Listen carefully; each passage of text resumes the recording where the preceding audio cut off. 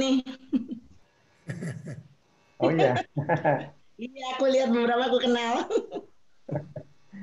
alhamdulillah. Mbak, Mas Ini Adi, ketemu ya. Iksan. Oke, Iya. Rama, silakan Rama. silakan Nama. Bismillahirrahmanirrahim.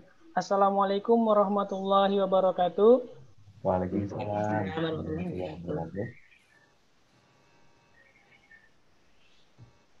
Alhamdulillahirrabbilalamin. Wassalatu wassalamu ala asrafil anbiya'i wal mursalin. Sayyidina Muhammadin wa ala alihi washabihi barik wasallim. Amma ba'du.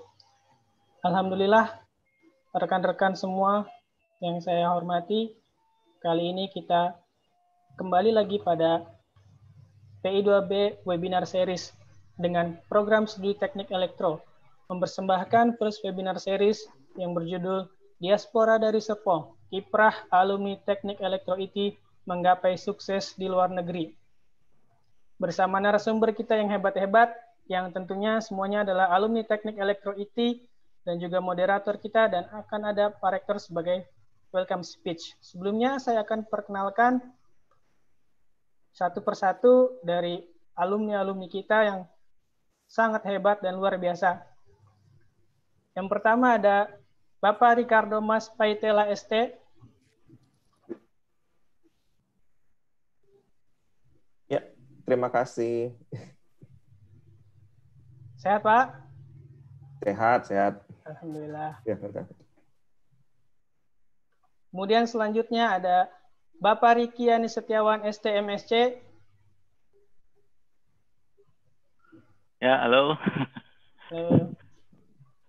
Gimana kabarnya Pak? Sehat, Pak? Alhamdulillah, sehat. Alhamdulillah. Dan narasumber kita yang terakhir adalah Bapak Helmi Elang Perkasa ST.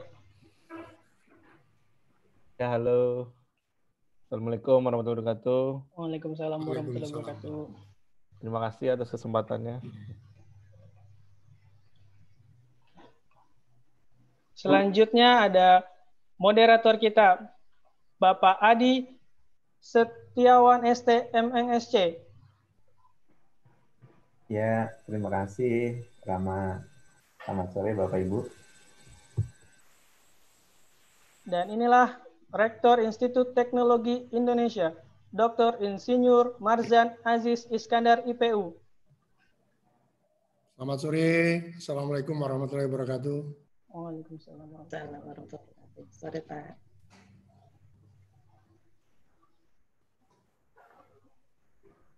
Pada webinar kali ini yang menggandeng program studi Teknik Elektro Institut Teknologi Indonesia akan dipaparkan beberapa tips mengenai bagaimana caranya agar menjadi alumni yang menggapai sukses di luar negeri.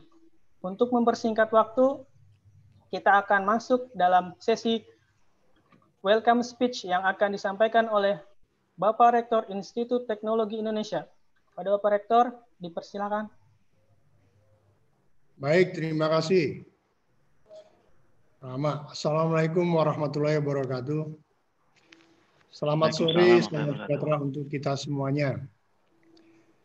Yang saya cintai dan saya banggakan para narasumber yang merupakan alumni IT, yaitu yang pertama Ricardo Mas Paitela, ST, alumni Teknik Elektro IT 94, yang bekerja pada Facility and Maintenance Ansaldo Thomason, Gulf United Arab Emirates.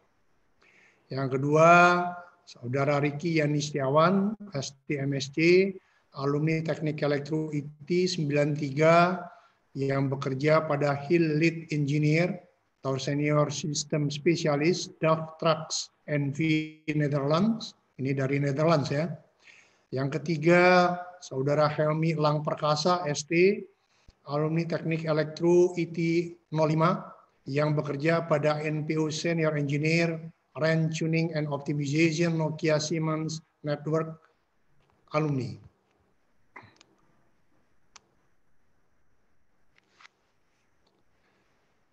Kemudian Bapak Adi Setiawan, STMT, Ketua Prodi Teknik Elektro IT, sekaligus sebagai moderator acara ini. Ibu Bapak, saudara-saudara, dan ada juga barangkali mahasiswa, ya anak-anakku, peserta webinar, program studi Teknik Elektro IT yang kali ini bertema Diaspora dari Serpong. Kiprah alumni Teknik Elektro IT menggapai sukses di luar negeri. Alhamdulillah, puji dan syukur kita panjatkan kehadirat Allah Subhanahu wa Ta'ala, Tuhan Yang Maha Esa, karena atas berkah dan karunia-Nya kita dapat bertatap muka dan menyelenggarakan webinar yang sangat menarik dan penting ini. Saya ucapkan selamat kepada Prodi Teknik Elektro IT atas terselenggaranya acara ini, dan juga ucapan terima kasih serta penghargaan kepada ketiga pembicara yang telah berkenan meluangkan waktunya untuk berbagi pengetahuan dan pengalamannya masing-masing kepada para peserta webinar ini, khususnya kepada mahasiswa atau calon mahasiswa. Semoga sharing Anda bertiga menginspirasi peserta untuk meraih sukses seperti yang sudah Anda capai. Saya mohon izin untuk menyampaikan sedikit mengenai IT ya, untuk informasi kepada calon mahasiswa dan Ibu Bapak ya yang barangkali belum begitu mengenal mengenai IT.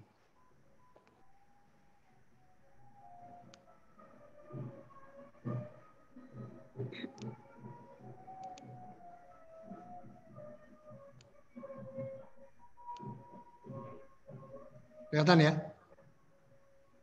Kelihatan, Pak. Ya, Institut Teknologi Indonesia ini alma maternya ini ketiga pembicara ya. Kelihatan ya? Ya, kelihatan Pak. Jelas ya? Rektor, ya jelas. Baik, alma maternya tiga pembicara ini saya ingin sampaikan sedikit kepada para peserta webinar dalam kesempatan yang baik ini. Yang pertama, Institut Teknologi Indonesia ya visinya adalah sebagai Technology Based Entrepreneur University, ya. Technopreneur University. Kemudian misinya ada 5. Misi yang pertama adalah mengenai pendidikan tinggi, yang kedua penelitian, yang ketiga pengabdian dan pemberdayaan masyarakat, yang keempat adalah upaya pembentukan nilai secara terus-menerus melalui pembinaan kelembagaan dan tata laksana kehidupan institut, serta yang kelima mengembangkan bisnis berbasis intelektualitas ya, sesuai dengan visinya yaitu sebagai Technology Based Entrepreneur University. Nah, IT didirikan oleh Profesor Dr. Engineering Barudin Yusuf Habibie almarhum ya, di mana dalam pesannya Pak Habibie menyampaikan ya tujuan pendirian IT di Puspitek itu adalah yaitu untuk agar tercipta sinergi ya sebagai wahana bagi para insinyur untuk membangun peradaban masa depan bangsa Indonesia. Jadi memang keberadaan IT di Puspitek itu merupakan rencana besar ya untuk menjadikan Puspitek sebagai kawasan sains dan teknopark yang dilengkapi dengan perguruan tinggi teknik yaitu IT. Nah, pada saat ini mahasiswa IT berjumlah 2.800 lebih, alumninya 10.600 lebih. Tadi saya dengar ada sekitar 1.000 dari alumni Teknik Elektro dan dosennya sebanyak 102. Prodi kita ada 11, ada Teknik Elektro, Teknik Mesin, Industri, Kimia, Sipil, Teknologi Industri Pertanian, ada juga jurusan Informatika, Arsitektur, Perencanaan Wilayah dan Kota, Manajemen, dan juga di 3 Teknik Otomotif. Kegiatan mahasiswa saat ini cukup intensif ya kegiatannya, walaupun dengan kegiatan COVID-19 ini memang agak menurun. Kita ada pertukaran pelajar di Cina di 2019, pertukaran pelajar di Universitas Malaysia Pahang, kemudian ada juga adik-adik ini pembicara ini yang magang di Jerman, ya, serta menjuarai ya sejumlah lomba karya mahasiswa, misalnya ini alumni Rancang Bangun Kota ITB pada tahun 2019. Juga dari prodi yang lain, prodi mesin, ada kegiatan seperti aerokreasi dan sebagainya. Nah, prestasi dan bidang pekerjaan alumni, ini ada yang bekerja di Selam Bersih, ada di Komatsu, Sumitomo ya, ada yang diaspora di Boeing maupun di Kanada, serta banyak juga yang peroleh penghargaan ya seperti TPM Awards Jepang. Nah ini 3 pembicara kita ini pun ini diaspora ya, ada yang dari Uni Emirates Arab, Netherlands, dan juga tadi sudah keliling di berbagai negara, cuman pada saat ini sedang berada di Indonesia.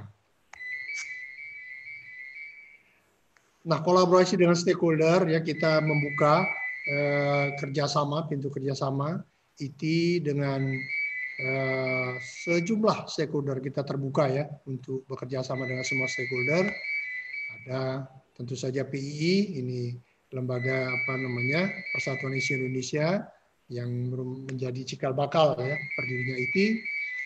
Kemudian ITB, BPPT, LIPI ya. Kemudian Universiti Malaysia Pahang ya. Ada juga Sansi Vokasional di Taiwan dan juga Lembaga Pengembangan Sumber Daya Manusia SDC Banten. Masuk juga dari Jepang ya, Tokai University. Ini kampus alma mater saya di Jepang. Nah, dengan BPPT kita sudah memperpanjang perjanjian kerjasama ya pada beberapa minggu yang lalu, di mana saya menandatangani langsung dengan Kepala BPPT dan kita sudah sepakat ya untuk melakukan program bersama meliputi antara lain magang mahasiswa, bimbingan tugas akhir, dosen NIDK, seminar bersama ya, pengabdian pada masyarakat bersama, diseminasi teknologi bersama, kemudian mengusulkan proposal penelitian, pengembangan, pengkajian dan penerapan teknologi bersama-sama, dan bahkan mengelola prodi bersama-sama. Serta yang lain-lain yang bisa saja di belakang hari nanti muncul ya ide-ide baru mengenai kerjasama ini. Tapi intinya BPPT dan IT ini akan menjadi sangat erat hubungannya ya ke depan ini. Dan mudah-mudahan ini akan meningkatkan kualitas lulusan kita di masa-masa yang akan datang. Nah, beberapa bidang fokus riset yang didokumentasikan dalam Renstra Penelitian 2021-2025 ada 3 bidang, yaitu bidang energi baru terbarukan, bidang material dan infrastruktur, serta manufaktur dan bidang infrastruktur. Nah, ini barangkali menarik bagi alumni Teknik Elektro ya, bidang energi baru terbarukan, di mana ada 3 sub bidangnya, yaitu energi substitusi bahan bakar, ada biodiesel, biogas, baterai, hidrogen dan fuel cell, solar cell, PLT Bayu dan proplan. Kemudian sistem energi, ada pembangkitan sistem hybrid, smart grid, elektronika daya, sistem kelistrikan, kendaraan dan otomotif. Serta konservasi, kelestarian ketahanan energi, ada bangunan dan wilayah perluasan energi, dan manajemen dan kebijakan energi. Jadi ini topik penelitian yang terkait dengan energi baru terbarukan dan barangkali erat dengan bidang teknik elektro. Ya.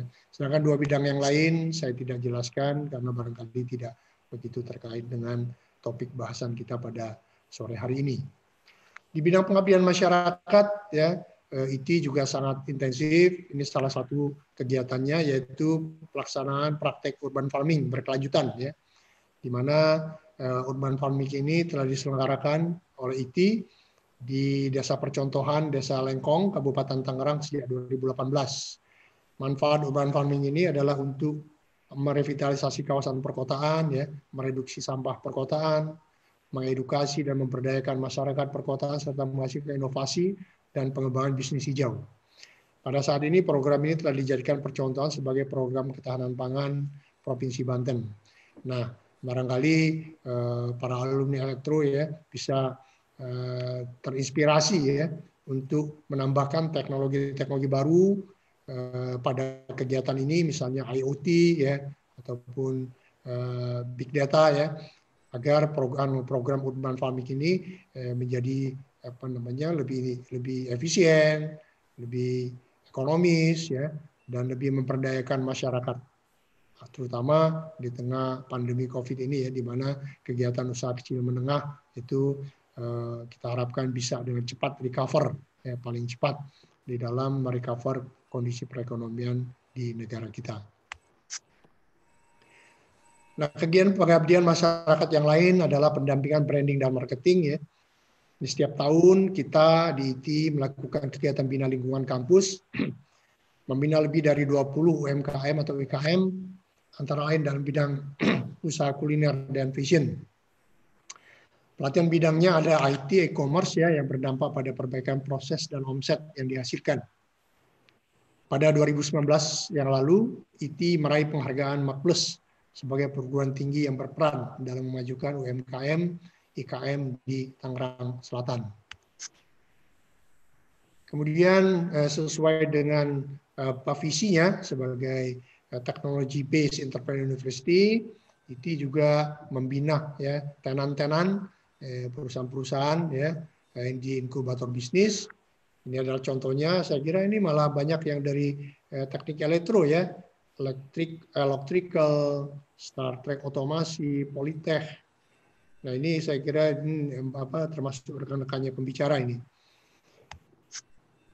Kemudian startups, kita juga sudah mulai banyak membina perusahaan-perusahaan startup ya di Kampus City, dan inilah contohnya beberapa contoh yang saya tampilkan ya, seperti Allian Lock, Electrical Technology Indonesia, kemudian ONGT, Togo Natural ya, Robotic for Education, PT Ista Robotic ya. Ada juga Cocoson Oil, ini adalah hasil karya dari rekan-rekan dari teknik kimia ya. Nah, ini mudah-mudahan ke depan ini kegiatan startup ini terus ya kita kembangkan dan kita perbanyak jumlahnya, dan mudah-mudahan menghasilkan perusahaan-perusahaan baru berbasis teknologi yang sukses ya. Itulah yang dapat saya sampaikan rekan-rekan, para alumni, para mahasiswa, para calon mahasiswa, Bapak Ibu dosen serta para Ibu Bapak sekalian ya. Terakhir dengan mengucap ya Bismillahirrahmanirrahim, acara webinar pada hari ini ya, sore hari ini yang diselenggarakan oleh Teknik Elektro dengan resmi saya nyatakan dibuka. Ya, terima kasih Pak Rektor. Sekian dari saya, kurang lebihnya mohon maaf. Wabillahi taufiq wal hidayah. Wassalamualaikum warahmatullahi wabarakatuh. Waalaikumsalam warahmatullahi wabarakatuh. Waalaikumsalam warahmatullahi wabarakatuh.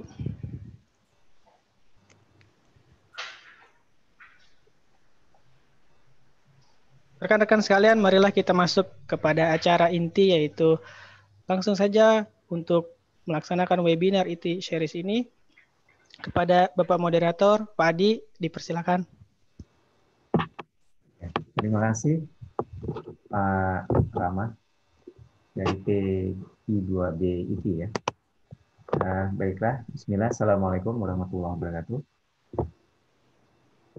Selamat sore Bapak Ibu, para peserta webinar series PI2B IT dengan Teknik Elektro. Dalam webinar berjudul Diaspora dari Serpong, kiprah alumni Teknik Elektro IT menggapai sukses di luar negeri. Alhamdulillah, Pak Rektor tadi telah membuka acara kita. Kami mengucapkan terima kasih banyak pada Pak Rektor, juga kepada Pak Wakil Rektor, Pak Sidik, dan saya lihat juga ada Ibu Riana, kemudian para dosen Teknik Elektro, para mahasiswa, dan juga para calon mahasiswa. Tidak berpanjang kata, saya kira tadi sudah sempat dikenalkan oleh pembawa acara dan juga oleh Pak Rektor. Kita akan mendengarkan 3 orang pembicara dari alumni Teknik Elektro IT. Saya kira kita akan mulai dari yang paling muda dulu nih ya. Karena semuanya masih muda, saya mungkin akan memanggil dengan Bang aja. Yang pertama nanti akan saya berikan kesempatan kepada Bang Helmi Elang Perkasa, ST, alumni angkatan 2005, yang sekarang bekerja di PT Nokia Siemens Networks, kebetulan sedang dipanggil pulang ke Indonesia. Tadi sempat cerita sempat di Malaysia sebelumnya ya. Pada Bang Elang, saya persilakan untuk menyampaikan kiprahnya ya setelah lulus sampai dengan posisi yang sekarang nih, yang mudah-mudahan bisa menginspirasi para peserta semuanya. Oke Pak, Assalamualaikum warahmatullahi wabarakatuh. Salam sejahtera untuk kita semua. Bismillahirrahmanirrahim. Akan saya mulai. Saya akan sharing screen saya dulu. Tapi bagaimana caranya ya? Oh, ini dia share screen.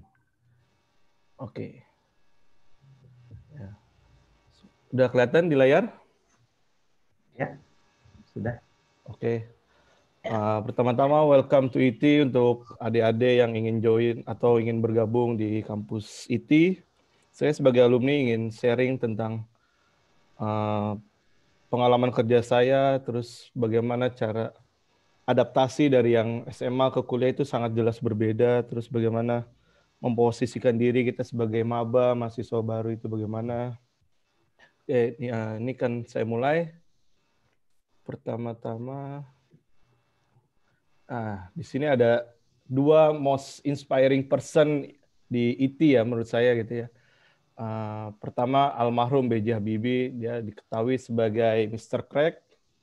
Dan kedua Abu Rizal Bakri, dia successful businessman in Indonesia. Beliau salah satu orang yang memindahkan toga saya ketika saya wisuda, dan saya ketika pulang dari Australia mau ke Indonesia, saya bertemu beliau di pesawat. Beliau duduknya tentu di bisnis ya, saya di ekonomi lah, karena masih pegawai gitu kan. Dan saat ketemu saya bilang, Bapak adalah orang yang membedakan toga saya ketika saya wisuda. Di situ saya cukup bangga juga, saya bisa kuliah di IT gitu kan.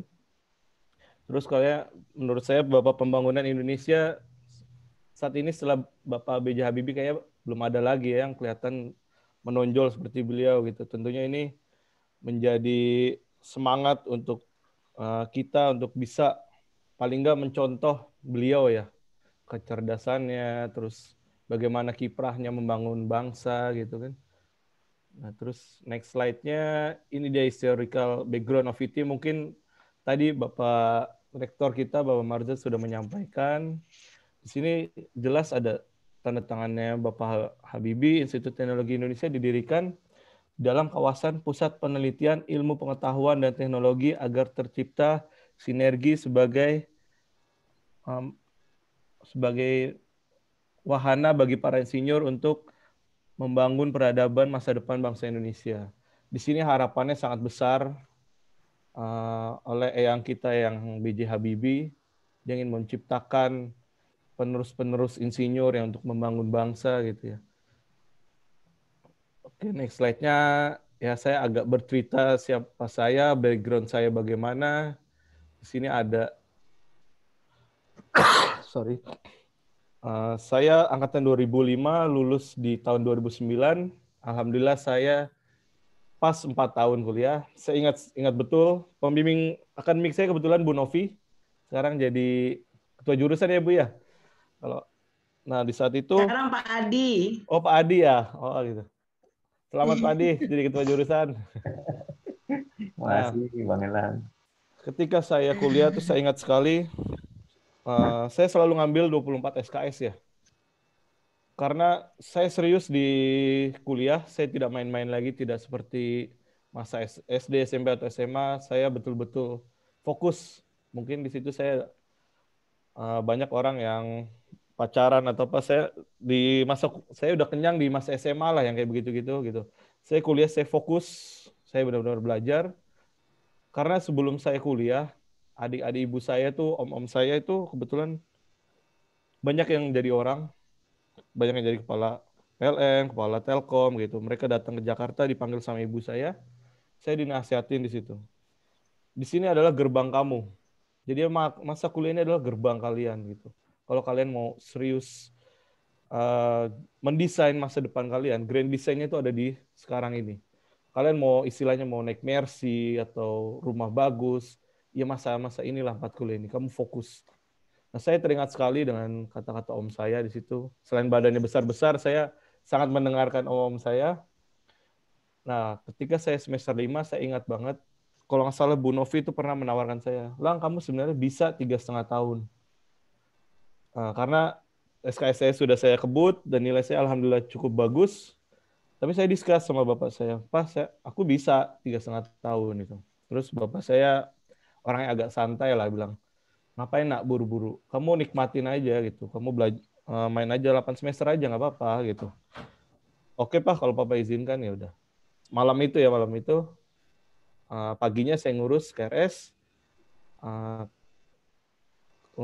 tiba-tiba pas malamnya bapak saya bilang lagi, kamu jadi 3,5 tahun apa 4 tahun? Lah, saya bingung nih kan. Akhirnya 4 tahun aja Pak 8 semester yang bapak bilang. Wah, bapak saya marah di situ. Nah, saya jadi serba bingung, tapi saya tetap mengejar nilai saya di situ. Alhamdulillah 2009 ya masa-masa babak belur tuh ketika skrip TA lah ya, tugas akhir. Saya bolak-balik ke rumah Bu Novi gitu kan. Yang ditolak lah, di reject gitu. Ternyata penolakan perjekan itu adalah awal mula saya memasuki dunia nyata gitu. Penolakan itu belum tentu selamanya tuh akan indah pada waktunya gitu. Memang sakit sih. Tapi saya berdarah-darah, saya melalui proses itu gitu. Alhamdulillah ketika saya lulus, yang tadi saya sudah mention di awal ya, senior saya angkatan 2003 nelpon. Kebetulan saya cukup disayang lah sama senior-senior karena saya dekat dengan mereka gitu kan. Namanya Bang Benny 2003 dia nelpon saya. Lang, dengar-dengar kamu udah lulus ya? Iya nih Bang, udah lulus. Bikin deh CV, kirim ke gue kata dia. CV apaan ya Bang? Ah, katro lu norak gitu. Cari deh di Google kata dia. Nah, saya cari di Google, oh ini maksudnya CV gitu. Ya udah saya apply, alhamdulillah saya masuk. Di situ saya ada rasa namanya saya berhutang budi ya. Saya di situ ngebatin saya akan bantu adik-adik saya gitu.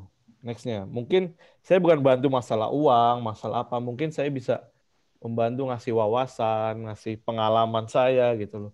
Mungkin pengalaman saya nggak bisa di copy paste, plek-plekan, akan hasilnya sama. Nggak seperti itu, tapi saya ngasih arah pandangan. Di sini saya lulus di 2009, terus saya kerja di tempat senior kita, itu saya langsung berangkat ke Pontianak. Nggak nyampe, tapi karena saya orang yang suka ngoprek dan saya suka bergaul dengan yang di atas gitu, maksudnya lebih tua atau apa, saya banyak belajar di situ. Nggak lama, akhirnya saya mulai, itu di Kalimantan saya pedes banget, maksudnya dalam artian gini, ini kesalahan anak-anak fresh graduate ya, mungkin ya menurut saya. Saat itu saya di Kalimantan, gaji saya hanya 1,4 juta. Saya bukan maksudnya mention nilai atau apa, tapi di balik itu adalah perjuangan. Kalian harus, maksudnya melangkah itu step by step gitu. Saya di situ pedis banget, maksudnya gaji cuma 1,4, tapi saya jalanin, saya mau belajar gitu kan.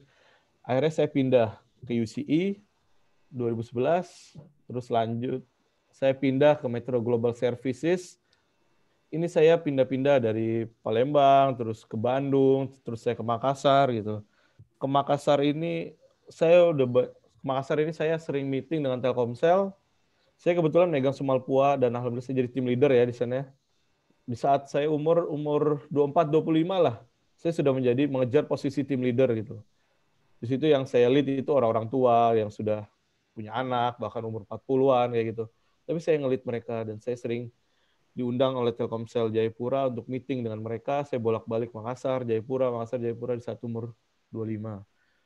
Dan kemudian saya mulai join dengan Nokia. Alhamdulillah sampai dengan saat ini saya join dengan perusahaan multinasional ini gitu. Sebenarnya ini dreams company saya sih gitu. Saya pengen banget join di sini. Dan di situ mulailah kiprah saya untuk bisa keluar negeri seperti itu. Awalnya saya mengerjakan proyek Selkom di 2015, saya ke Malaysia. Saya untuk closing project gitu loh. Di situ saat itu saya nggak in charge di proyek itu, tapi saya yang disuruh closing. Alhamdulillah bisa. Terus saya mengerjakan proyek yang di Indonesia, terus saya mengerjakan proyek Vietnam. Lanjut saya ngerjain proyek Telkomsel. 2018 awal. Nah, di sini saya mulai melalang buana ya.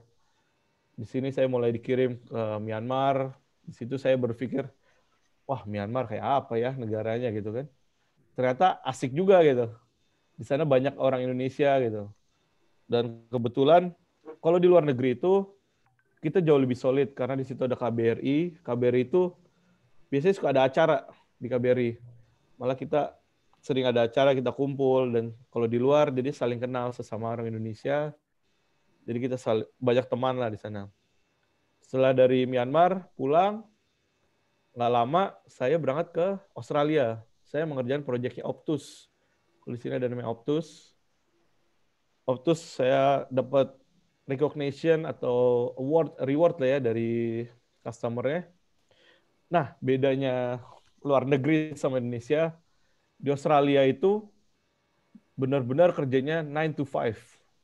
Beda dengan kita di Indonesia. Di Indonesia kita sampai tipes-tipes juga nggak akan dihargain gitu. Itu yang pengen saya rubah sih sebenarnya. Kenapa sih kita sesama anak bangsa menekan, nge-push habis-habisan sendiri gitu. Tapi di luar negeri itu nyantai. Kita jam 5 selesai. Malam, ketika dia mau ngasih kerjaan, dia sangat bilang really sorry gitu loh. Sorry, saya ganggu kayak gini. Oh, no issue gitu. Terus saya kerjakan. Besok paginya, dia texting saya, bro, coffee kata dia. Oh, coffee. Maksud saya, di situ loh hal yang biasa ya di Indonesia kita mengerjakan sampai malam, tapi di situ menjadi hal yang luar biasa. Saya diingat sama mereka, saya dibelikan kopi gitu kan. Mungkin nggak banyak orang yang bisa seperti itu. Maksudnya engagement kita itu perlu juga. Terkadang ada namanya entertain. Entertain itu bukan hanya melulu dengan uang, dengan kerjaan pun kita bisa mengentertain. Ketika saya pulang dari Australia, nggak taunya orang ini broadcast email kemana-mana. Alhamdulillah positif emailnya. Saya di broadcast. Untuk Nokia di Asia Pasifik ini kebetulan base-nya ada di Singapura. Singapura lah ya kalau orang bilang tuh Singapura. Dari Singapura ini saya dapat award gitu. Wah, kamu dapat ini apa? Dapat penghargaan nih dari customer kita gitu. Terus nggak lama, saya baru 3 hari atau 4 hari di Indonesia, bos saya bilang, Lang, kamu dibutuhkan lagi di Myanmar, di Ooredoo gitu. Pak, saya baru sebentar Pak pulang gitu, saya masih kangen dengan keluarga gitu kan. Tapi ya kita semi-semi tentara lah ya, langsung berangkat lagi kan. Berangkat lagi, ternyata di Ooredoo Myanmar, ya awal-awal sedih lah ninggalin keluarga. Tapi bisa ada ketemu teman, senang-senang lagi kan. Maksudnya hati udah terobati lah. Nggak lama, saya di Ooredoo Myanmar itu cukup lama sih. Yang kedua kali datangnya itu, terus saya mau pulang ke Indonesia. Sorenya itu, besoknya saya pagi harusnya udah berangkat ke Indonesia. Sorenya langsung ditelepon. Lang, di reroute ya ke Malaysia. Waduh, ke Malaysia lagi nih. Ya sudah, alhamdulillah ini rezeki gitu kan. Ya udah saya ke Malaysia lagi, saya berangkat ke sana. Terus setelah di Malaysia udah mulai ada pandemik, saya dipanggil proyek untuk Indosat Ooredoo. Ooredoo ini megang nationwide lah ya. Maksudnya ini proyek saya semua rata-rata nationwide yang di luar gitu. Maksudnya mengelola untuk semua negara, satu negara kayak gitu, database. Di sini mau saya tekankan juga, kalau bisa ya, multi talent juga, jangan hanya tentang, saya disiplin ilmunya anak telekomunikasi, jangan hanya ilmu telekomunikasi. Di sini saya mengolah data sampai jutaan row, which is ini yang nggak kuat oleh Excel. Akhirnya saya belajar otodidak yang namanya SQL, terus namanya saya belajar VBA kayak gitu, yang akhirnya itu mempermudah saya gitu. Saya tinggal one click selesai.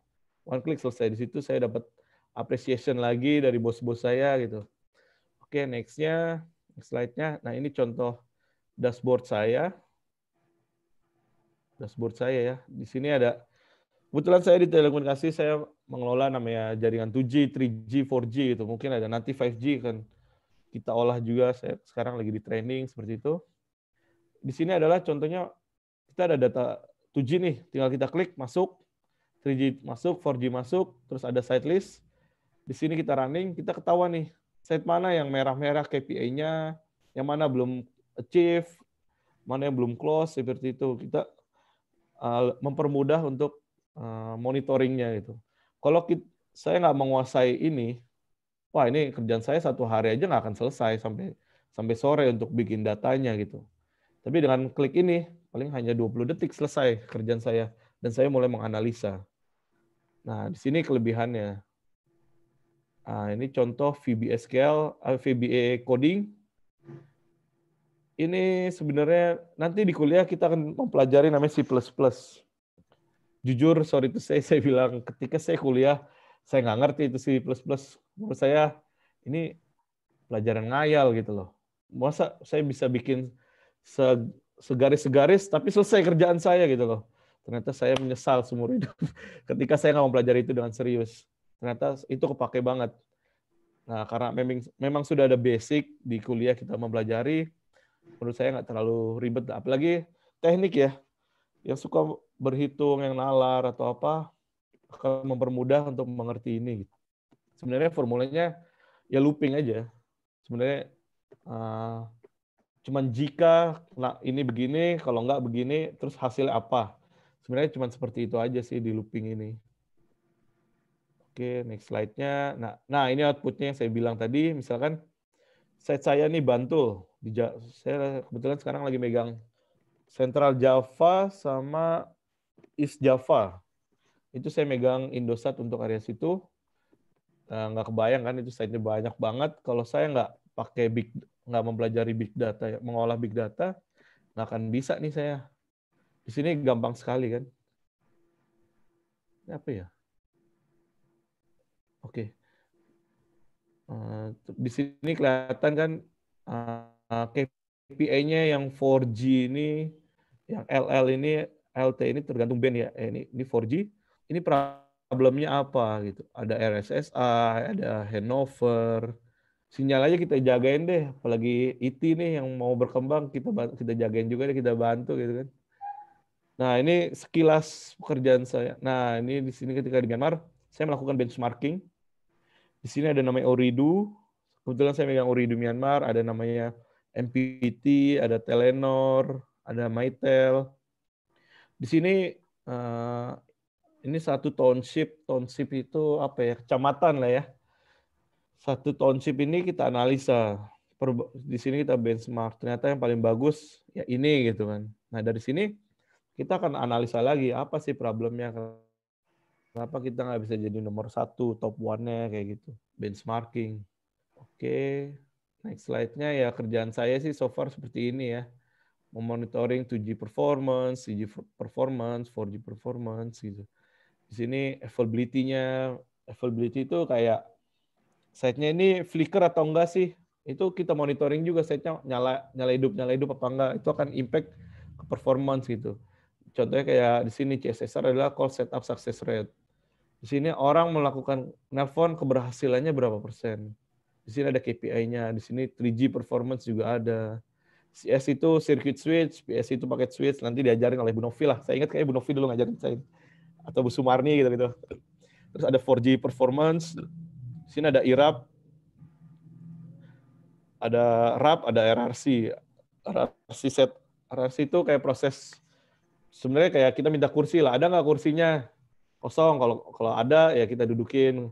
RAP-nya kalau udah duduk, kenapa nih orang bisa drop kayak gitu. Nah, ini kita analisa juga di sini. Oke. Kita langsung aja ke ininya apa untuk teman-teman atau adik-adik ya. Kontennya saya ada 3. Change the mindset. Yang pertama, tapi menurut saya paling penting sih ini. Terus kedua, guidance for maba, mahasiswa baru. Terus mandatory skill for future. Di sini saya hanya kasih kisi-kisinya aja, ntar bagaimana adik-adik atau teman-teman menjalani. Di sini change mindset, kita ada 2. Pertama pasif dan kedua aktif. Apa sih mindset aktif dan pasif? Di sini saya nggak mau yang namanya kita akan merubah namanya dari mindset yang pasif menjadi aktif. Apa itu pasif? Apa itu pasif? Apa itu aktif? Pasif itu adalah gini. Saya nggak mau teman-teman atau adik-adik ini kuliah hanya gue pengen kuliah deh karena disuruh orang tua. Gue pengen kuliah karena gue ngeliat teman-teman gue pada kuliah. Gue pengen kuliah ngelihat lingkungan sekitar kuliah gitu loh. Ini banyak kekurangannya. Contoh kasus pertama adalah mahasiswa yang pintar. Oke, dia dapat mengejar nilai yang bagus, tapi setelah ganti semester dia lupa semua itu ilmunya. Terus yang kedua adalah mungkin ini untuk kasus yang kedua adalah ini yang paling penting menurut saya, hilangnya motivasi ketika di pertengahan masa kuliah. Let's say semester 5 untuk kuliah mulai kendor dan nggak ingin meneruskan kuliahnya. Menurut saya nanti di semester 5 itu adalah titik di mana perubahannya akan lebih matang dari masa SMA ke lebih menatap masa depan. Jadi semester 5 ini kalian harus jaga motivasi. Nah, mindset yang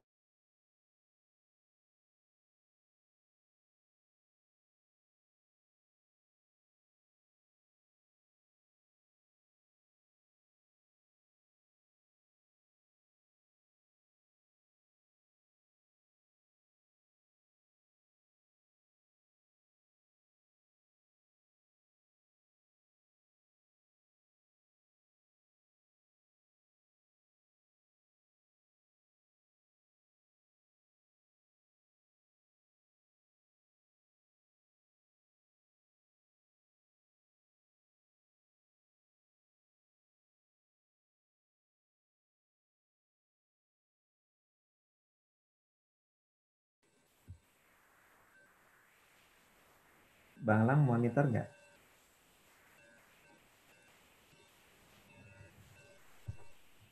Suaranya Iya, Lang, sepertinya off.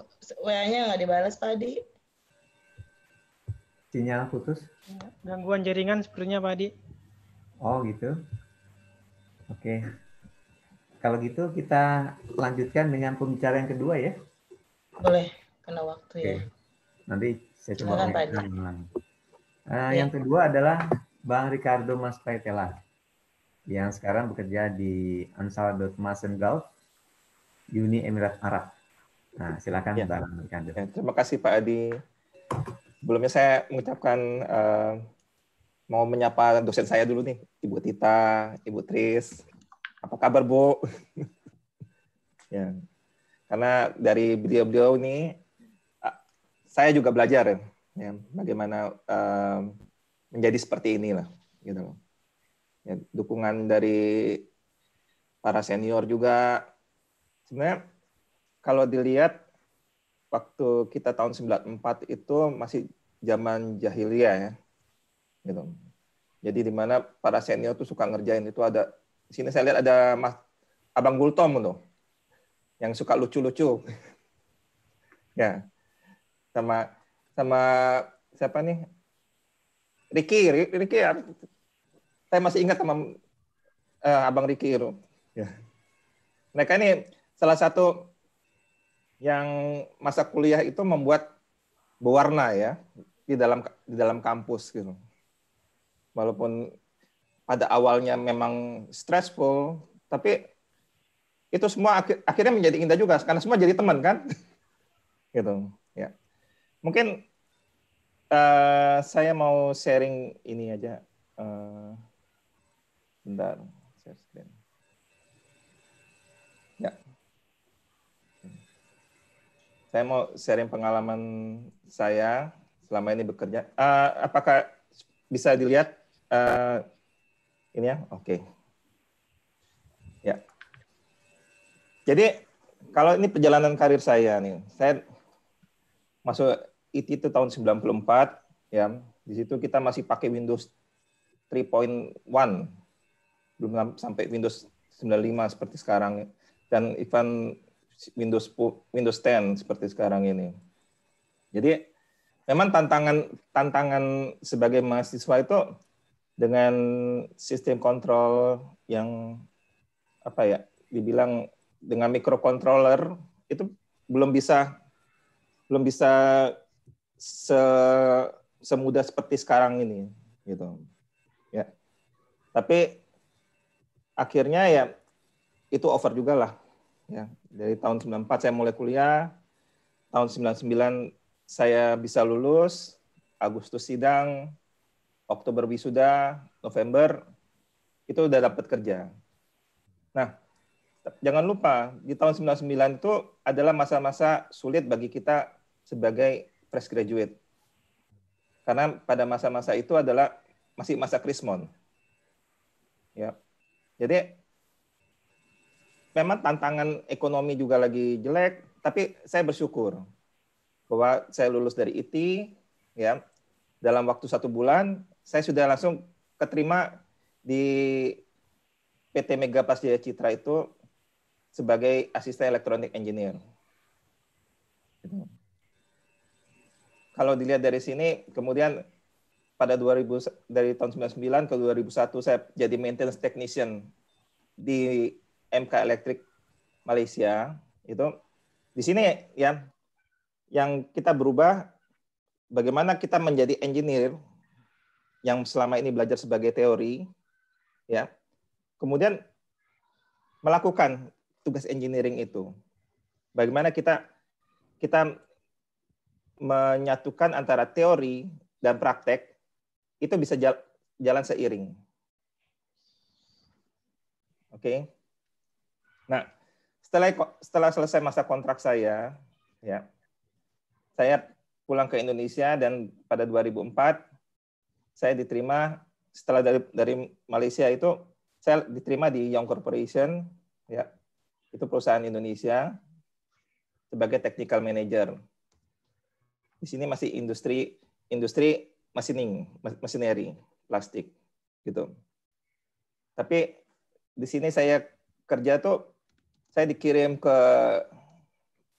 baru menikah, saya dikirim ke Cina, saya dikirim ke Mesir, saya dikirim ke Ukraine, ya.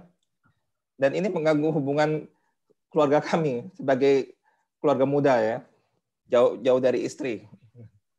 Bahkan pada saat anak pertama saya lahir itu saya lagi di Cina. Dan pada saat anak kedua saya lahir itu, setelah umur 5 bulan baru saya ketemu dengan anak saya.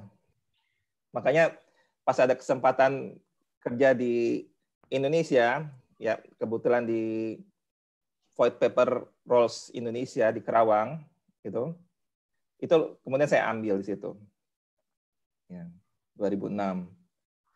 Dan saya kerja ini adalah perusahaan Indonesia Jerman, ya, tapi PMA 100%, ya, dari Jerman yang bergerak di bidang prepare untuk roll mesin kertas. Kemudian pada 2011 saya pindah sebagai maintenance manager di PT Wira Swasta Gemilang Indonesia. Ya, di sini adalah oil refinery company. Kemudian saya pindah lagi, dapat offer, ya, sebagai maintenance manager juga di PT AJ Indonesia sebagai ini pabrik Bicola, minuman Bicola. Ya. Ini ada perusahaan dari Peru. Kemudian saya dapat offer lagi sebagai maintenance manager di Tetra Pak Stainless Equipment, ya, dari perusahaan Swiss. Dan akhirnya saya baru dapat offer lagi 2018 di Ansaldo Thomas & Gulf di Uni Emirat Arab. Ya.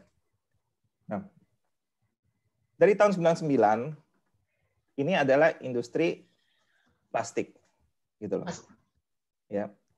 Sebagai lulusan teknik elektro, ini tentu excited ya. Kita ketemu dengan machinery, ya, dengan sistem kontrol microcontroller, kemudian dengan PLC, dengan mesin CNC. Tapi hal ini terus terang berbeda dengan apa yang kita pelajari secara teoretikal. Ya.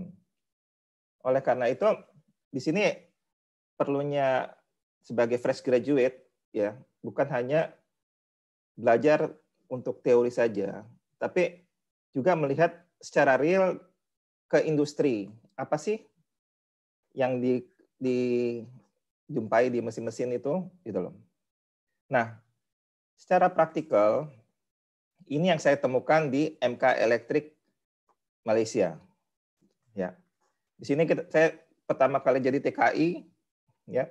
Kebetulan juga di sini saya tidak bayar apa-apa, semua ditanggung oleh perusahaan, ya, dari tempat tinggal, izin kerjanya semua itu ditanggung oleh perusahaan. Nah, di sini saya belajar untuk bagaimana secara praktikalnya, gitu, menangani mesin secara mekanik, secara listrik, secara elektronik, ya, secara machining juga. Jadi memang sebagai lulusan teknik elektro tuh harus bisa fleksibel, ya. Kita harus bisa menyerap semua ilmu yang yang ada di lapangan di setiap industri. Ya. Ya. Kemudian saya pindah dari Malaysia, saya pulang ke Indonesia lagi. Ya, saya bekerja di yang corporation ini. Ya. Dapat pengalaman yang berharga itu adalah membangun pabrik di Cilengsi dan juga membangun pabrik, setup pabrik di Priluki, Ukraine. Gitu. Ya. Dan di sini adalah gimana ya? Saya menyadari kekurangan saya di dalam teknikal, gitu loh. Akhirnya saya belajar untuk belajar menggambar dengan AutoCAD secara otodidak, ya. Karena kalau dilihat memang AutoCAD itu tidak berhubungan langsung dengan teknik elektro, tetapi ini adalah kita sebagai engineer, ya. Bagaimana kita bisa memvisualisasikan apa namanya ide-ide kita, ya, menjadi agar mudah dibaca bisa oleh para pelaksana, gitu. Oke. Kemudian 2006 ya di White Paper Rolls Indonesia, ini industri juga berbeda ya, berbeda. Industri kalau sebelumnya adalah industri plastik, di sini saya masuk ke industri service, gitu.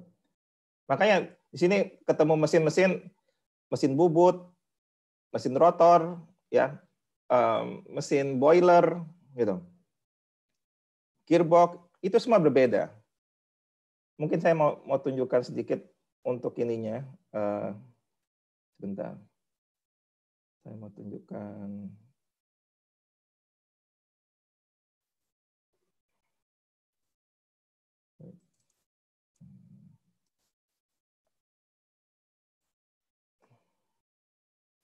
Nah, apakah bisa dilihat ini videonya?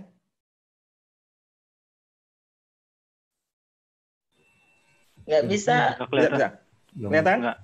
Nggak kelihatan. Nggak kelihatan, Om. Bentar.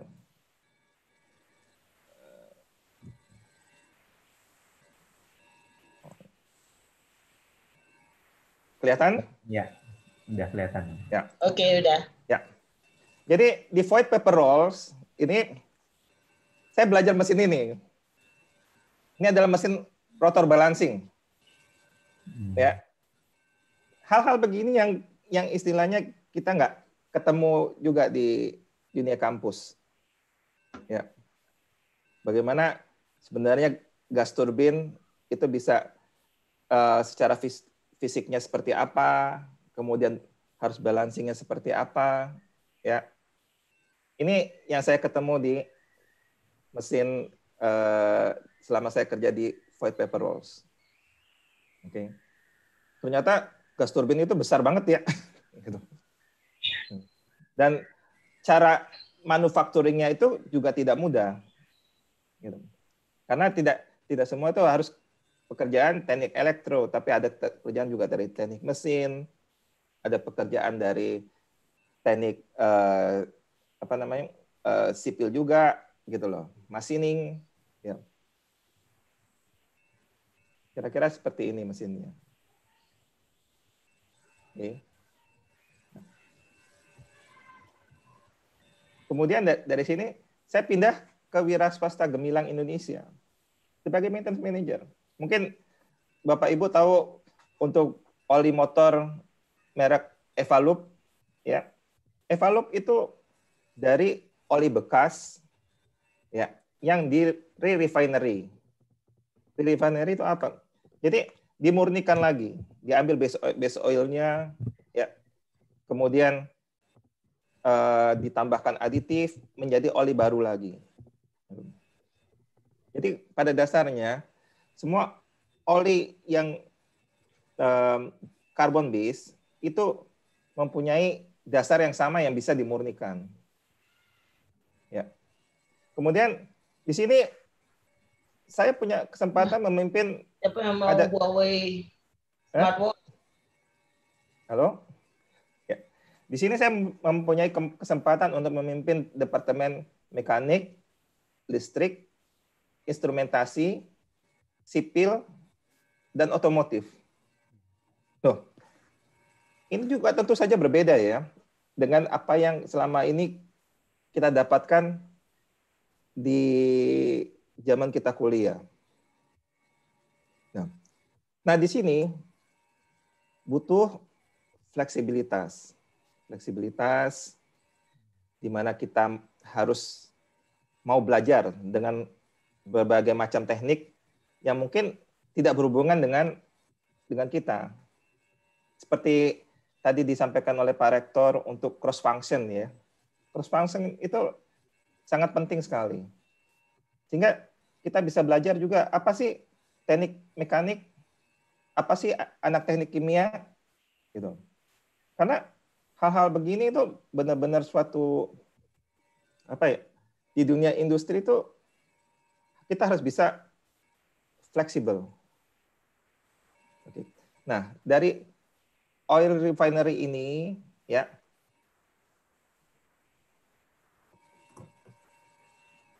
saya pindah lagi ke food and beverage company. Ini industri yang berbeda lagi. Ya kan? Industri berbeda dari sebelumnya melakukan untuk maintenance mesin filling oli, sekarang saya harus belajar untuk maintenance mesin filling minuman. Gitu. Jadi hal-hal ini benar-benar apa ya? Kita harus mampu untuk fleksibel dan berubah. Gitu. Sesuai dengan kondisi di lapangan. Di sini juga saya belajar untuk kompresor amonia, belajar untuk sistem refrigerasi, ya, dan juga belajar untuk kompresor 40 bar, gitu. Jadi hal-hal begini yang saya lihat tergantung dari kemauan kita sendiri, apakah kita mau berubah, apakah kita mau fleksibel, atau apakah kita mau belajar. Gitu. Oke. Dari food and beverage, saya pindah ke Tetra Pak Stainless Equipment. Nah, di sini belajar lagi untuk manufacturing. Apa sih itu? Bagaimana kita cara membuat suatu tangki? Bagaimana kita harus belajar untuk welding, gitu. Bagaimana kita harus belajar NDT, gitu. Ya. Jadi berbagai macam ilmu yang ada itu kita harus mau menerima. Kita harus bisa mau menerima perubahan. Kita harus bisa mau belajar lagi. Ya. Nah, terakhir saya dapat offering dari Uni Emirat Arab. Ya. Di sini Uni Emirat Arab itu dia hubungin saya via LinkedIn. Dia melihat profil saya di LinkedIn, ya. Kemudian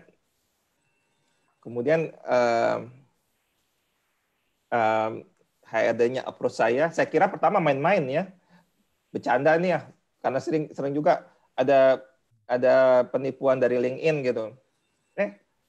Ternyata benar, gitu. Dan di sini saya coba dong. Jadi istilahnya kita harus berani take risk ya. Kalau kita mau maju, kita harus berani ambil risiko. Kalau kita nggak ambil risiko, kita akan berada di zona nyaman kita. Gitu. Selama di Tetra Pak itu sudah zona nyaman juga, gitu.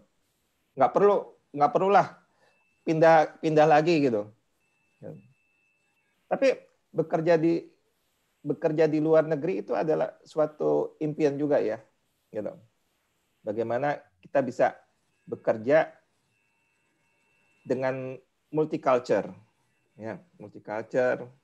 Kemudian bagaimana kita bisa menjadi president of the world, ya, gitu. Jadi ini yang memacu saya, oke lah, saya harus coba Dan kebetulan saya berhasil. Gitu. Pada saat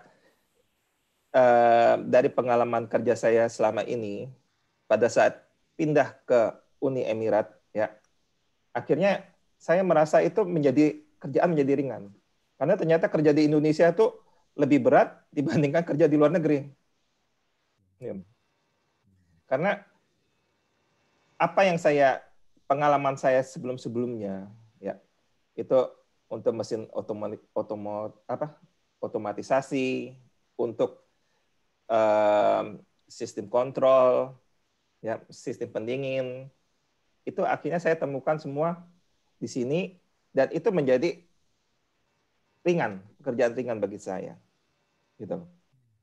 Teknologi yang kami apply, bentar saya mau tunjukkan lagi. Bentar.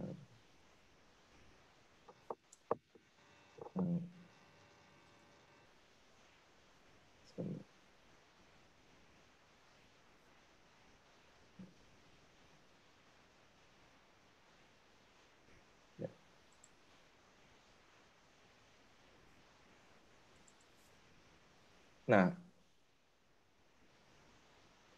bisa kelihatan videonya? Ya, bisa. Ya. Nah, ini loh kerjaan teknik elektro, ya kan? Gitu. Kita handling robot, maintenance robot. Ini robot untuk thermal spray. Ya. Kira-kira pekerjaan saya seperti ini. Gitu. Bagaimana kita belajar untuk memprogram robot, bagaimana kita belajar untuk memaintenance robot, ya, sehingga kita bisa mendapatkan hasil coating yang sesuai dengan kualitas yang baik, gitu. Ya. Ini adalah hal-hal yang sebenarnya baru juga sih buat saya, karena saya nggak pernah menangani robot seperti ini.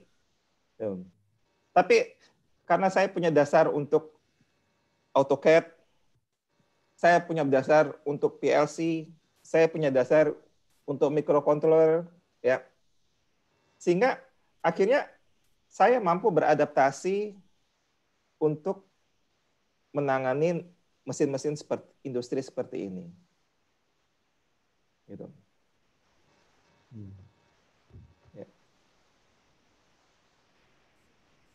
Nah, jadi kita bekerja di dunia internasional, ya. Ini kebetulan kalau dilihat, ini adalah engineering manager dari Lebanon, ini orang dari Suriah, ini orang Filipina, ini orang Afrika, ini orang India, gitu. Ya. Itu punya common goals bahwa kita mau kerja secara profesional. Ya. People make mistake, oke. Tapi tetap don't do it again. Ya.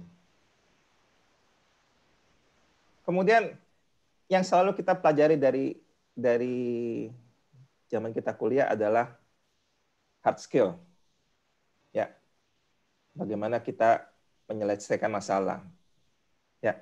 Misalnya nih, saya contoh nih dari lulus mahasiswa IT, kemudian saya belajar untuk mesin injection, ya. Kemudian saya belajar untuk kompresor di sini, ya. Kemudian saya belajar untuk mesin pendingin, ya. Sehingga by time juga itu akan menambah keahlian kita, ya. Jadi kira-kira ini adalah list hard skill yang saya kuasai, gitu loh. Tapi dari hard skill ini, ya, ini saya belajar soal PLC di kampus. Saya belajar soal microcontroller di kampus juga. Saya belajar soal teknik tenaga listrik di kampus juga, gitu loh. Ya kan? Semua teknik listrik yang kita pelajari di kampus itu diaplikasikan pada industri dengan bentuk yang berbeda-beda. Gitu.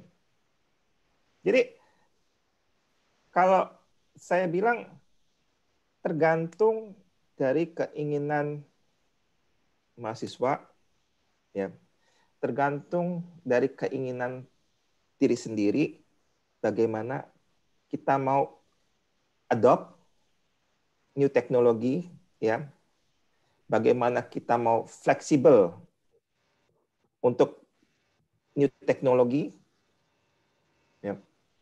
Kemudian bagaimana kita mau memandang sesuatu, ya, based on rasio, ya, berpikir secara rasional, gitu loh. Ya. Jadi kalau dilihat semua mesin, sistem kontrolnya sebenarnya sama, gitu loh. Dan ini yang kita dapatkan di kampus. Ya. Dari semua, kalau orang kesetrum listrik, mau mesin kecil atau besar tetap aja sakit. Ya. Tapi bagaimana kita memperkuat hard skill kita, itu adalah bagaimana kita berubah pola pikirnya. Oke. Nah, dari hard skill ini, ya, kok saya bisa sih jadi manajer maintenance di negerinya orang, gitu kan? Kebetulan saya di sini adalah orang Indonesia pertama dan satu-satunya di perusahaan saya. Gitu. Umur 44, ya. Umur 44 baru pindah ke Uni Emirat Arab. Ya. Itu bukan hal yang mudah. Karena banyak sekali keluarga juga harus ditinggalkan, ya kan? Kemudian bagaimana dengan tantangan di perusahaan di tanah orang yang kita selama ini gelap, kita nggak tahu. Oke. Nah, disinilah pentingnya kita untuk mengerti juga tentang soft skill. Gitu. Bagaimana kita harus belajar empati. Bagaimana kita harus belajar patience. Ya. Bagaimana kita harus reliability, ya. Dependability, gitu. Ya. Ini adalah hal yang kita dapatkan pada saat kita mengikuti organisasi. Ya. Berorganisasi. Baik dari HME, baik dari kebetulan saya dulu adalah ketua paduan suara, ya, ketua paduan suara IT, gitu. Suka diledekin sama teman-teman elektro tuh. Tapi yang masa malu juga kan, orang Ambon nggak bisa nyanyi gitu kan. Ya, makanya saya ikut paduan suara. Nah, disinilah kita belajar berorganisasi, ya, untuk memupuk pribadi kita agar kita bisa maju ke depan. Ya. Bagaimana kita, ya, seperti saya sampaikan tadi adalah flexibility, ya, risk taking, itu akan menjadi nilai kuat kita untuk menjadi seorang leader. Gitu. Ya. Jadi tidak selalu masalah hard skill. Oh iya, you pintar masalah PLC, you pintar masalah engineering. Tapi bagaimana communicate idenya, ya? Bagaimana kita bisa melead people. Ya. Kebetulan tim saya tuh adalah dari India, Nepal, Filipina. Ya. Ini bagaimana kita bisa melead orang dengan berbagai bangsa menjadi satu common goal as company goal. Gitu. Iya. Oleh karena itu saya juga harus memperkuat soft skill saya. Kayak gitu. Oke, kira-kira sampai di sini saja presentasi dari saya. Mungkin semoga bermanfaat bagi rekan-rekan. Ya, terima kasih. Ya, terima kasih Bang Ricardo. Selanjutnya Bang Riki Yani. Sekarang Bang Riki ini kerja di Davtrax NV Belanda ya. Ya, betul, Pak. Dan Bang Riki ini angkatan 93, yang paling senior di Ya. antara semua kencan. Silakan Bang Riki. Ya, ya, saya coba akan share screen saya.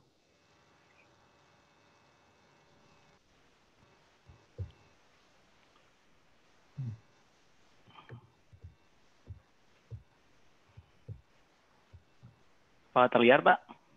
Ya, sudah. Ya, ya, terima kasih Pak Adi. Assalamualaikum warahmatullahi wabarakatuh.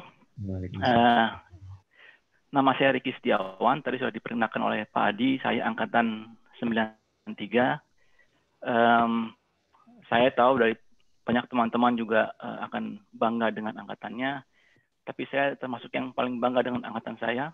Buat saya 93 itu seperti Mas Ricardo tadi bilang ya, banyak yang lucu-lucu, tapi banyak juga yang menginspirasi, seperti Bang Gultom misalnya, ada Bang Denny, Mas Firman, Mas Aswin. Itu buat saya rekan-rekan angkatan yang hebat-hebat. Mungkin setelah ini beliau-beliau ini yang diangkat sebagai pembicara, Pak. Lain kali nih. Ya, ya. Baik. Singkat perjalanan karir saya masuk 93, kemudian 97 sebenarnya saya sudah bekerja di PT Samsung Electronics di Cikarang. Waktu itu masih tesis, kemudian 98 menyelesaikan tesis dan selesai. Mulai tahun 98 sampai 2006 saya bekerja di sebuah institusi penelitian. Kalau nggak salah juga ada dosen saya, Ibu Tita. Selamat sore, Ibu. Saya sempat membantu beliau juga mengajar di IT. Saya lupa tahunnya 2003 atau 2002, nanti dikoreksi. Kemudian setelah itu, ya mulai sampai ke Belanda saat ini. Kita mulai saja. Saya tidak perjalanan saya tidak seperti dua rekan saya sebelumnya. Saya harus lebih bekerja keras untuk bisa sampai ke Belanda seperti ini. Jadi ini akan saya sampaikan bagaimana titik awalnya masa pencarian saya untuk mendapatkan beasiswa, proses keberangkatan, dan proses kuliah lagi karena saya harus kuliah lagi, dan terakhir bekerja di luar negeri. Jadi saat ini saya berdomisili di sebuah kota bernama Eindhoven di Provinsi Noord-Brabant namanya, di kota Belanda. Dari lokasinya sendiri kami lebih dekat ke negara tetangga yaitu Belgia dan Jerman daripada harus ke Amsterdam. Jadi 1,5 jam ke Amsterdam, sedangkan ke Belgia 1,5 jam perjalanan saya sudah sampai. Itu kota Eindhoven sendiri tidak terlalu besar, penduduknya hanya 220.000 saja. Buat juga yang senang sepak bola, ini Eindhoven adalah markas dari PSV Eindhoven. Klub ini merupakan salah satu prakasa di sepak bola di Belanda, memenangkan beberapa kejuaraan. Kemudian juga salah satu ciri dari Eindhoven adalah merupakan kota Brainport. Brainport ini sebuah titel yang dicanangkan ke sebuah kota dari Uni Eropa yang merupakan tanda bahwa kota ini bekerja atau pekerjaannya itu bekerja di bidang high technology. Brainport. Semua teknologi yang awal itu dicobakan di Eindhoven, di mana dari keseluruhan 40% dari riset itu di Belanda ada di kota Eindhoven sendiri, dan dinobatkan sebagai ranking ketiga untuk kota teknologi masa depan. Mudah-mudahan ini tercapai. Itu perkenalan saya. Baik, titik awal bagaimana saya bisa sampai di sini, bahwa setelah lulus 98 sampai 2006 saya bekerja, kemudian juga ada rasa keinginan untuk menambah wawasan internasional. juga ada keinginan untuk menambah ilmu dari diri saya sendiri, dan saya juga masih ingin berkarir di dunia riset dan pengembangan, research and development. Ini yang merupakan motivasi saya untuk bisa mencari bagaimana caranya bisa sampai ke sini. Nah, saya tidak dikontak langsung oleh penyedia pekerja di sini. Saya memutuskan untuk kalau begitu saya harus melanjutkan sekolah.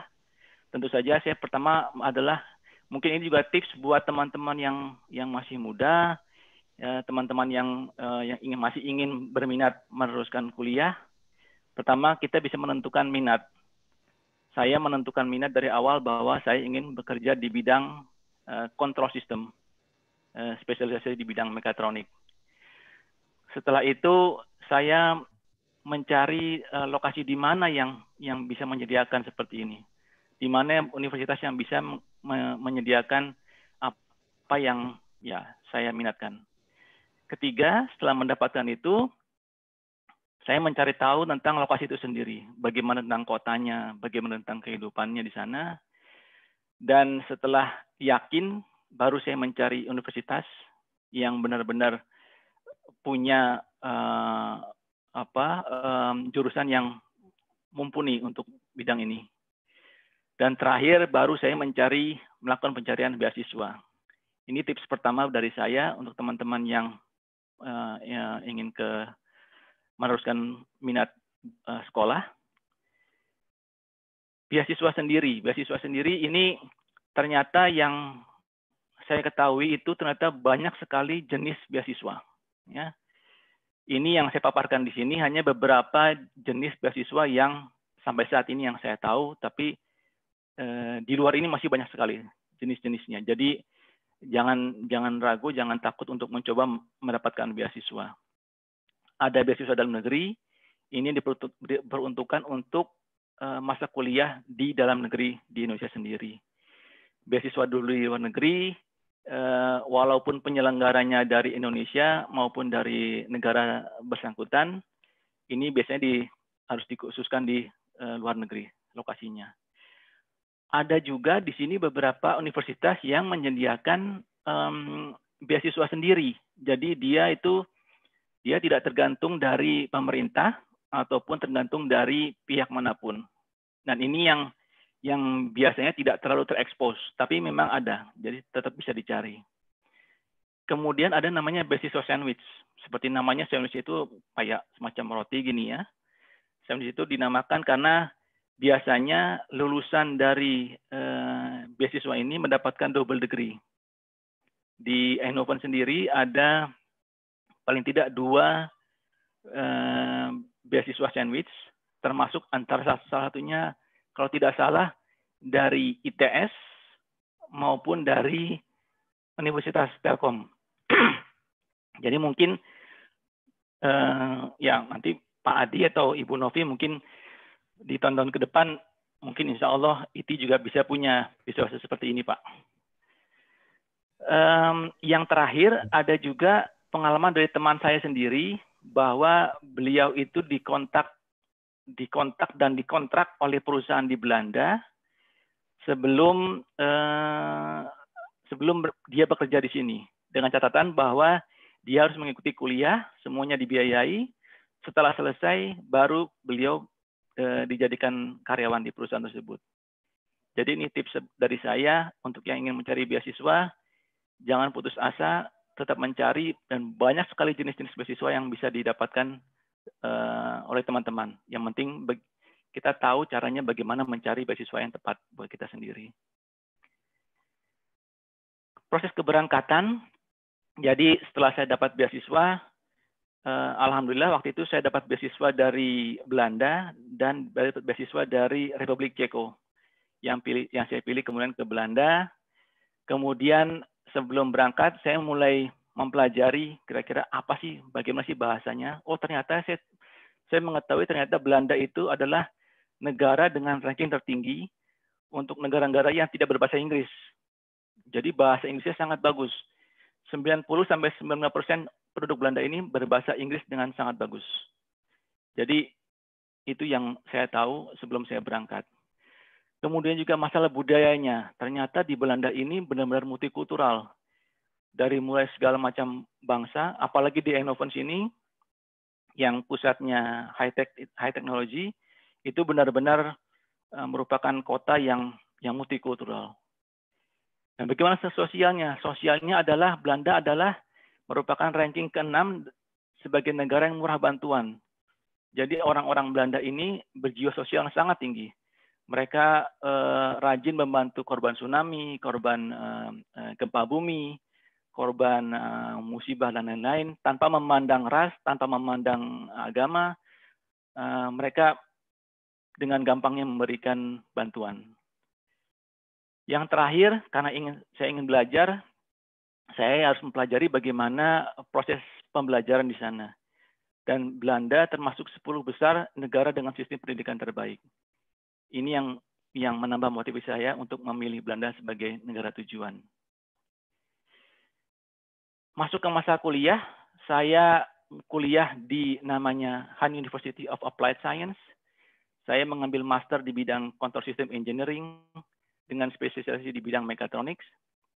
Dan lagi, alhamdulillah, saya lulus graduated with commendation. Jadi saya lulus dengan angka rata-rata di atas angka di atas rata-rata. Ini merupakan kebanggaan tersendiri buat saya karena bisa berangkat ke luar negeri sudah mukjizat buat saya.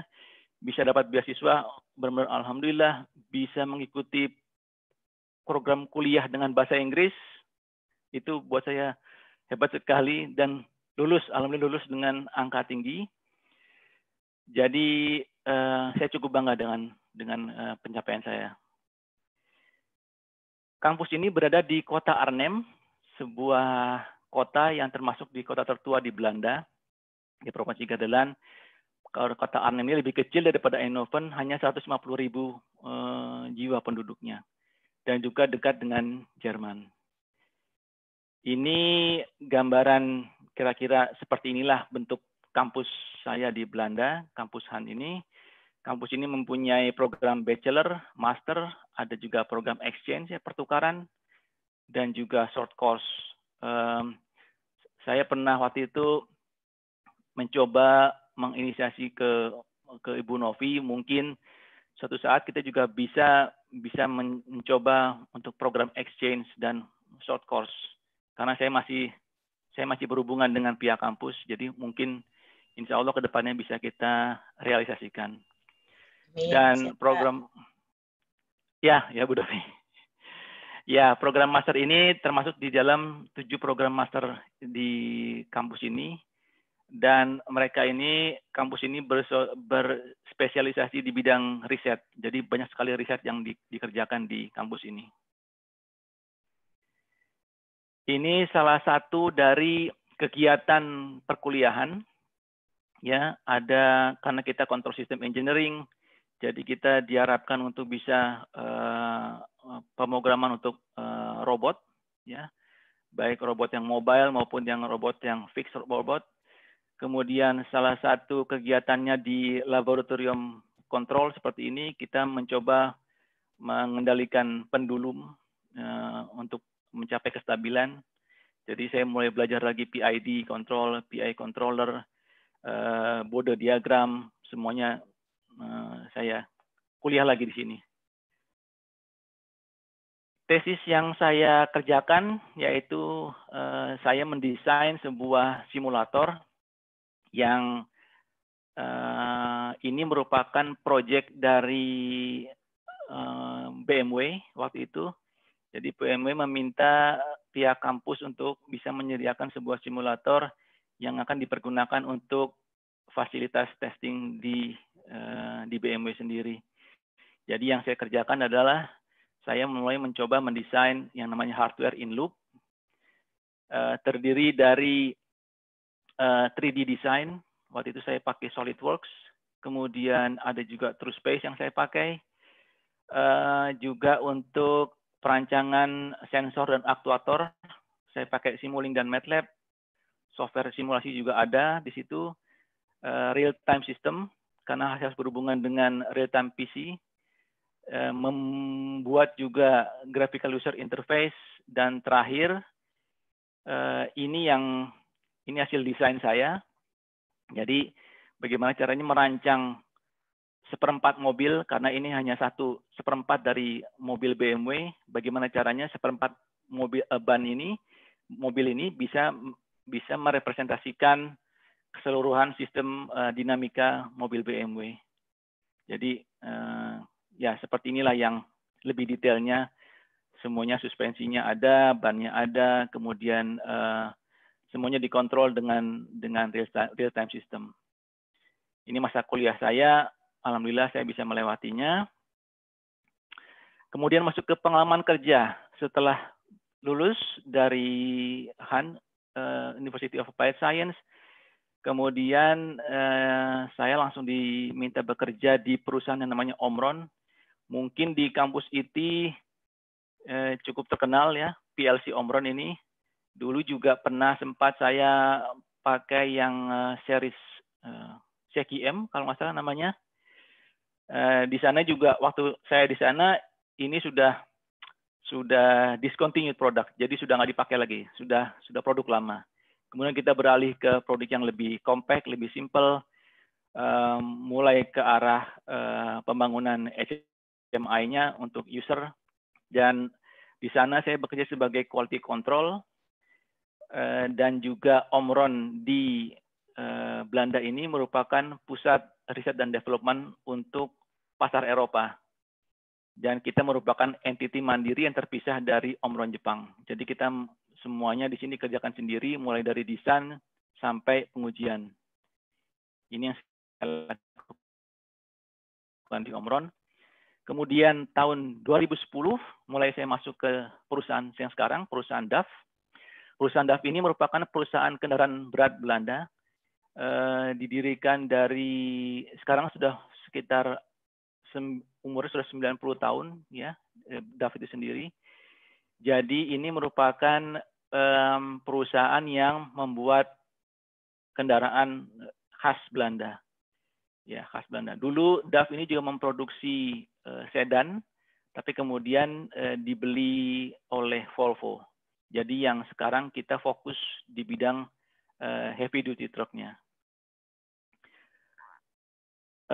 DAF ini sendiri merupakan anak perusahaan dari Paccar, sebuah koperasi besar di Amerika. Dan selain DAF, Paccar ini mempunyai jenis truk juga namanya Peterbilt dan Kenworth. Nanti saya akan perlihatkan. Secara garis besar, Paccar itu mempunyai 27.000 karyawan worldwide, dan di mana 5.000 karyawannya termasuk saya bekerja di Belanda. Dari 5.000 karyawan ini, saya satu-satunya orang Indonesia. Jadi harapan saya mudah-mudahan ada alumni-alumni elektro juga yang bisa bergabung dengan saya dan bisa mendirikan dinasti baru, dinasti Indonesia di perusahaan ini. Mudah-mudahan tercapai. Kemudian ini tips juga untuk teman-teman yang ingin bekerja di luar negeri. Tadi sudah disampaikan oleh Mas Ricardo bahwa ini yang mungkin perbedaannya dengan Indonesia, bahwa di Eropa sini khususnya Belanda, ketepatan waktu merupakan suatu hal yang amat sangat penting, ya, ketepatan waktu. Bahkan sewaktu saya bekerja di Omron waktu itu, perusahaan Jepang, kita harus selalu hadir untuk meeting misalnya, kita harus selalu hadir paling tidak 2 menit itu sudah harus hadir di depan pintu. Jadi begitu waktunya jam 10 kita masuk pintu, jam 10:01, 10:02 sudah tidak boleh masuk lagi, karena memang kita harus lebih profesional untuk ketepatan waktunya. Kemudian juga tips berikutnya, konsistensi dan fokus. Ini juga yang harus kita tingkatkan, skill ini, ketika kita bekerja di perusahaan-perusahaan yang amat sangat membutuhkan fokus yang sangat tinggi, seperti ini. Hal lain juga yang membedakan di sini yang saya lihat di Belanda khususnya, mengenai profesionalisme hubungan kerja, ya, profesional hubungan kerja, di mana bos itu tidak seperti di Indonesia. Awalnya saya kaku gitu ya, bagaimana mungkin saya memanggil bos itu dengan sebuah nama dan nama depan beliaunya ini. Tapi lama-lama kebiasaan, ya. Jadi kecuali kita ketemu dengan bos yang sangat tinggi, tetapi misalnya dari chief of department itu ya seperti kolega biasa, ya. Tetapi tetap profesional. Jadi tidak hierarki, tidak memanggil bapak, tidak memanggil sir, tidak memanggil mister, tetapi tetap profesional. Dan juga terakhir bahwa di Belanda kebanyakan perusahaan itu bekerja dengan mempercayakan karyawannya. Jadi makro management.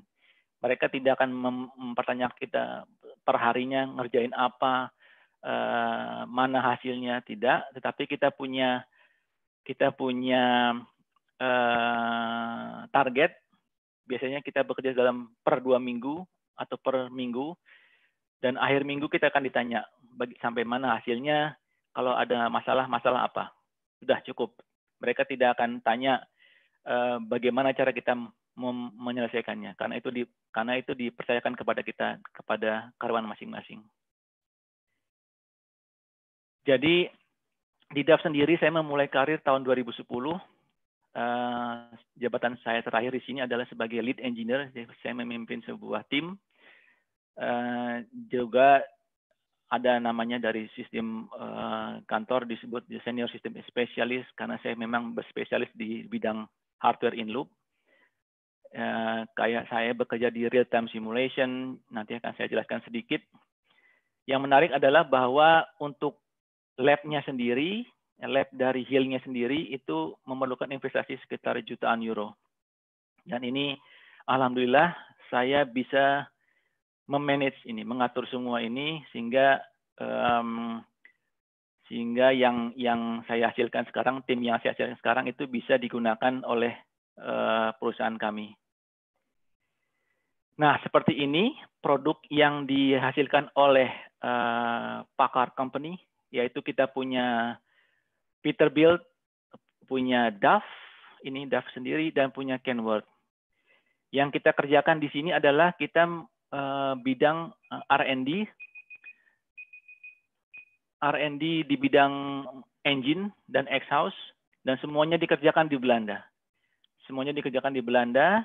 Setelah selesai, baru kemudian hasil penelitian kami diekspor ke Amerika untuk dipergunakan oleh truk Peterbilt dan Kenworth ini.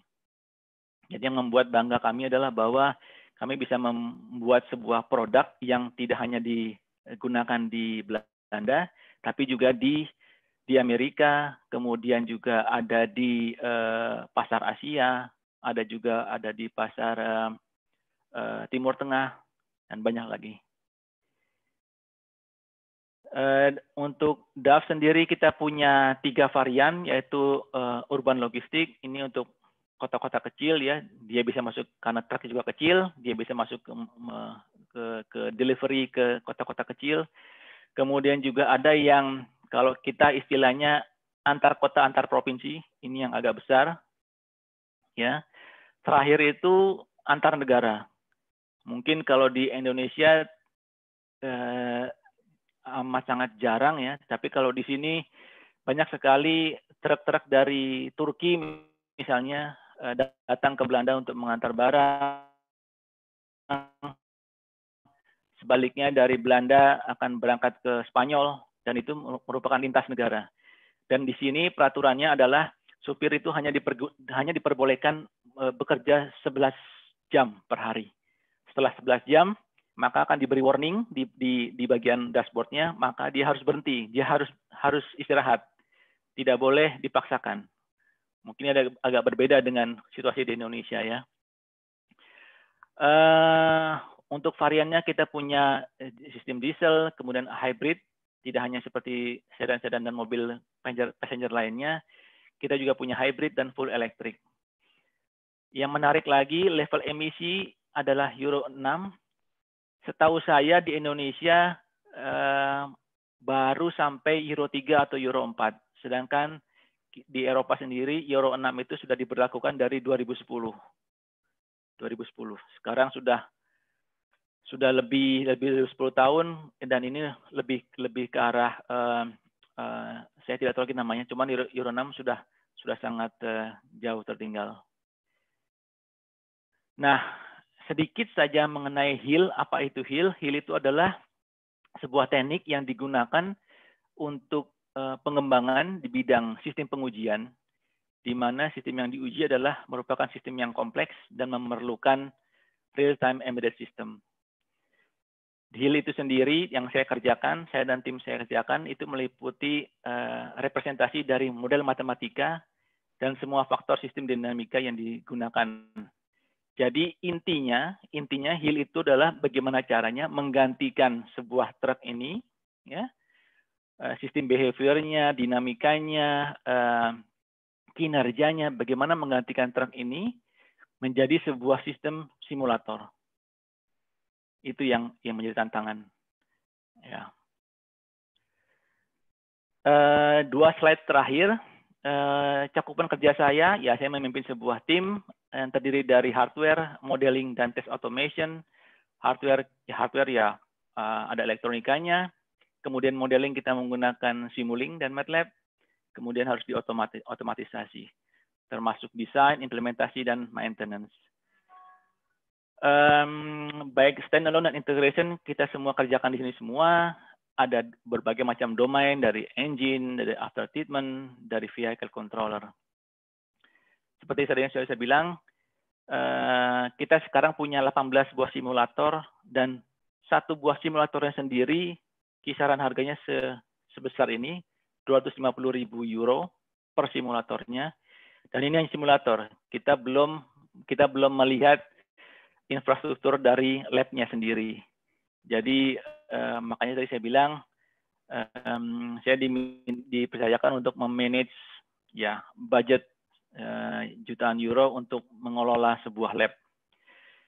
Dan kita punya 12 model varian yang dipekerjakan untuk model ini menggunakan Simulink. Mungkin teman-teman dari IT sudah tahu MATLAB Simulink. Yang menarik adalah bahwa satu model ini itu kita harus menguasai sekitar 44.000 Simulink blocks yang dipergunakan untuk membuat model dari sebuah truk. Jadi menurut saya ini menarik. Baik, jadi saya sudah bercerita mengenai perusahaan saya, pekerjaan saya. Sekarang terakhir adalah seperti apa sih bentuk simulator itu sendiri. Ini saya punya slides dari Scania. Ini yang disebut namanya HIL simulator. Jadi teman-teman bisa lihat di sini ada sekitar 14 kabinet. 14 kabinet, yang satu kabinetnya ini mungkin kisaran tadi sekitar 250.000 euro. Jadi anggapannya di sini adalah kira-kira dari 4 kabinet ini untuk mengatur body electronics, ada juga untuk automatic driving, untuk vehicle dynamics, kemudian untuk juga drivetrain dan powertrain. Ini semua terintegrasi. Seperti bisa kita lihat berapa banyak monitor yang kita perlukan untuk melakukan sistem pengujian.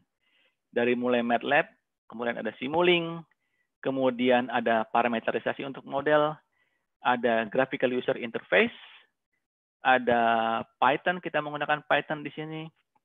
Yang terakhir adalah bagaimana visualisasi dari produk yang kita uji.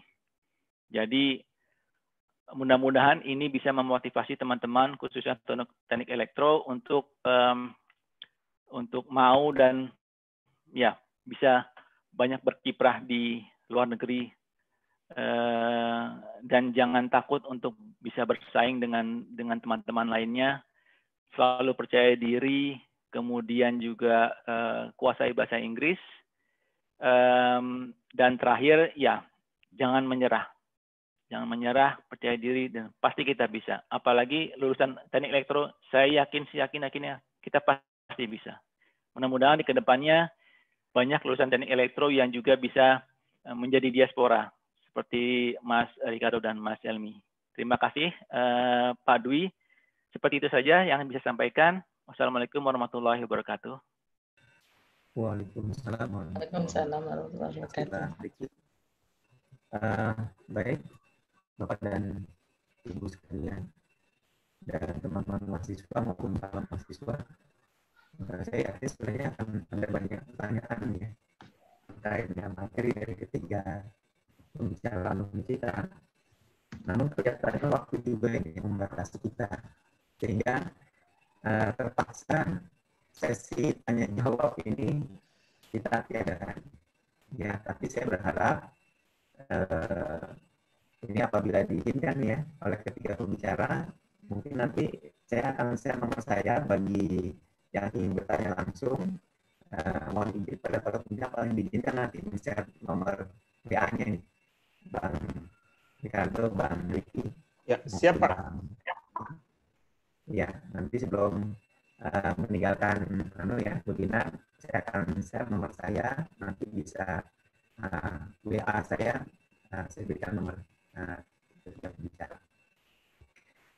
Untuk menutup acara kita ini, kami mengucapkan terima kasih yang sebesar-besarnya kepada Bang Ricardo, Bang Ricky, dan Bang Elang atas pemaparannya, dan juga kepada Pak Rektor, Pak Warek, para dosen, teman-teman mahasiswa maupun mahasiswa yang kami limpahkan hadir. Mudah-mudahan ada manfaatnya bagi kita semua. Dan insya Allah kita masih akan mengadakan beberapa webinar lagi. Semoga kita masih bisa tetap menjalin komunikasi baik antara mahasiswa dengan dosen maupun junior dengan seniornya. Saya kira begitu. Terima kasih. Kami tutup. Lebih kurangnya mohon maaf. Wabillahi taufiq wal hidayah. Assalamualaikum warahmatullahi wabarakatuh. Waalaikumsalam warahmatullahi wabarakatuh. Terima kasih buat semua pembicara.